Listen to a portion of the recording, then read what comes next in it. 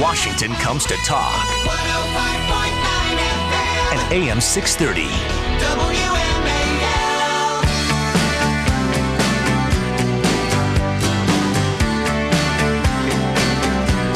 Welcome back, folks.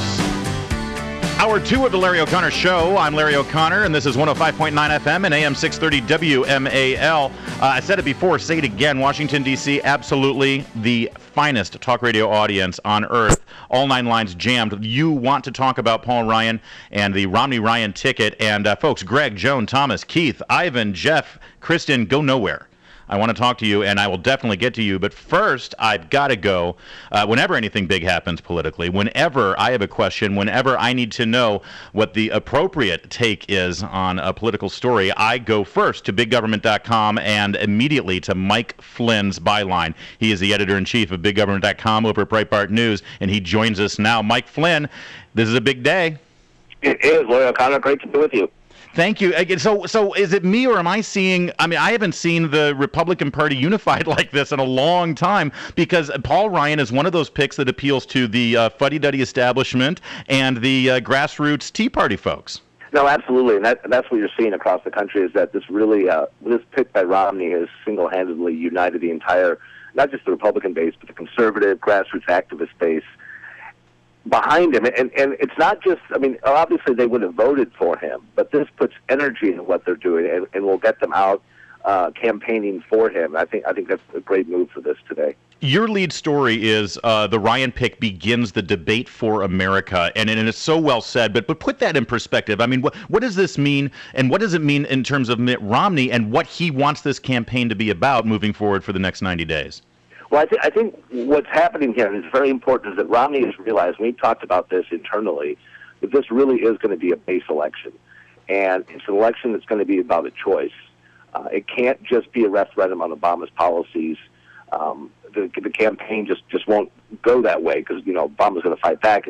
What the Republicans have to do is they have to outline a vision for where they see what the country needs to do to both get the economy going again and right our fiscal house.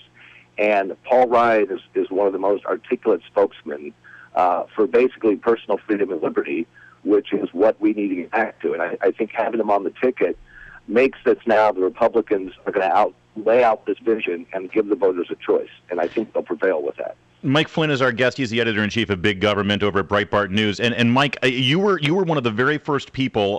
When was it?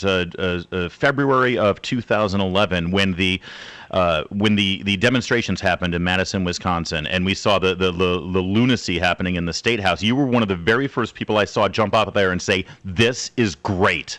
This is exactly what is needed right now. This is the conversation that has to go on." Talk to me about how Wisconsin plays in here and what the significance is of Paul Ryan and his roots there in Wisconsin. It is amazing the role that Wisconsin's had in our politics over the last 2 years. The rise of the Tea Party in the 2010 election were really simply about curtailing the growth of the federal government. The voters saw the bailouts and the stimulus and all this stuff, and they just rose up and said, stop. But we didn't really have any kind of debate about what the vision for government should be, what the economy should be, what the relationship between the taxpayers, the government ought to be. We just simply cauterized the wound. And when Scott Walker and the Republicans in Wisconsin proposed a series of reforms to curtail the power of the public sector unions, the unions went nuclear, and suddenly we started having that debate. What is the proper role of government? And does it serve the taxpayers? Does the taxpayers just give it money for their own ends? So that's sort of the debate. And what happened is, what you saw is that Walker, despite all the vile smears and all the angry protests and tens of, probably $100 of million from the unions against him, stood his ground, and the public backed him up. Right. And let's not forget, Scott Walker was not even the establishment choice during the primaries in Wisconsin in 2010. But he took that populist energy and actually did something so bold that all the establishment Republicans and the sort of country club type Republicans would never have done, and that was to take on the unions head on and win. And is that the kind of energy that Paul Ryan now brings and will actually, motivate Mitt Romney to fight the good fight? Yeah, and I think that's it. The basic Mitt Romney got a spine today. There you go. That's the headline.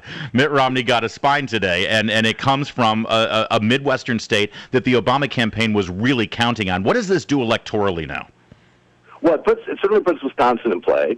I think depending on how the campaign goes, it'll make Florida a lot more competitive because the Democrats are going to try to scare seniors with their Medicare argument. But, and they were going to do that anyway. And the Ryan plan sounded scary to people because nobody really knew who Ryan was. But now he's going to have this national platform to articulate what his plans are, what his reforms are, and I think it's going to make it very competitive. Right, and he's fluent in this stuff. This is what I keep hearing from a lot of the insiders, is that he can get into the room with all of the wonky budget types and run circles around them, but then he can get in front of a camera and talk directly to the American people and make it all make sense. There's something else, I think, that hasn't been touched on yet, and is important to this pick, because I think it's going to get in Obama's head. Paul Ryan already rents out space in Obama's head.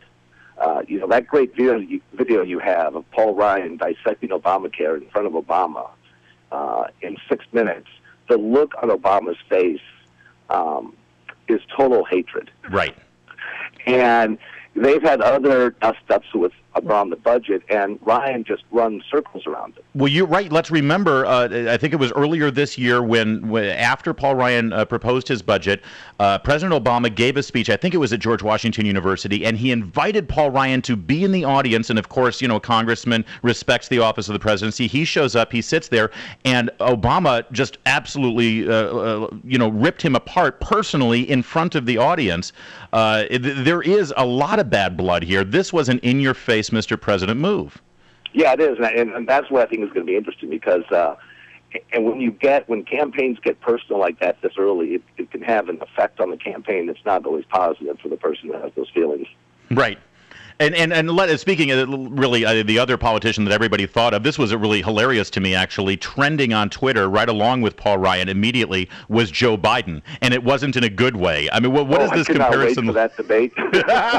Well, how does this comparison work? And is it possible that the Obama campaign might actually get so concerned about the comparison between these two that they might actually make a desperation move? No, I mean, I don't see that happening. I think they're going to stick with this. It's one vice presidential debate.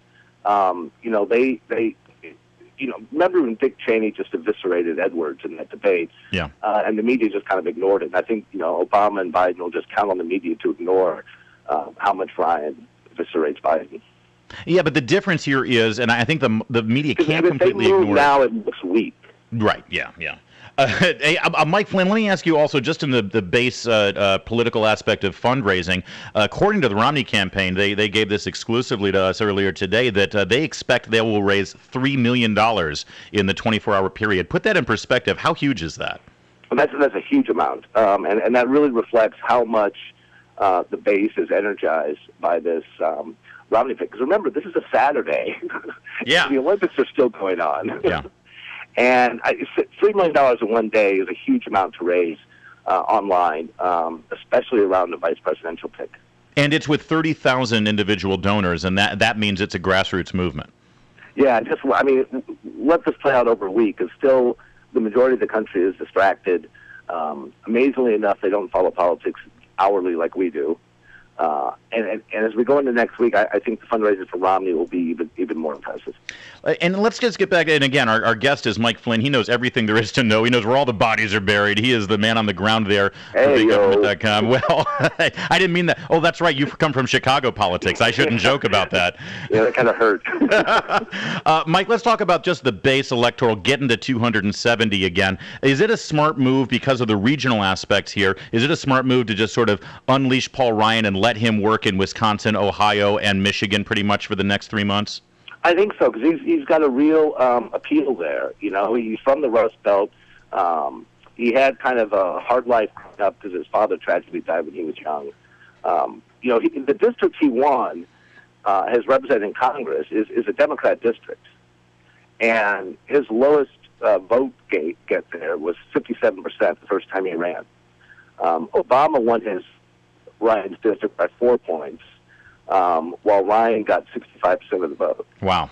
He has a great appeal to that working-class Democrat that Obama is actually suffering with.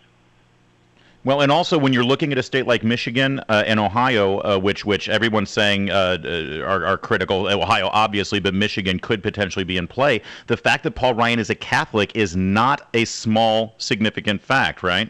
No, not at all. I mean, there's a big, especially to balance off any, concerns some people may have about Romney's Mormonism. Well, and actually, let's address that real fast in our last minute here. The one little quibble that I've heard, just sort of very bubbling underneath the surface there, the whisper was the evangelicals, especially evangelicals in the South, are a little disenchanted by the fact that a Southerner and or an evangelical Christian wasn't picked. You're looking now at a ticket here for the Republican Party in 2012 that has a Mormon at the top of the ticket, a Catholic as his running mate, and they're both from the North, one from the Northeast and one from the Midwest. Will that actually be a problem in terms of motivating that core group of voters in the South? Are they still writing against Barack Obama?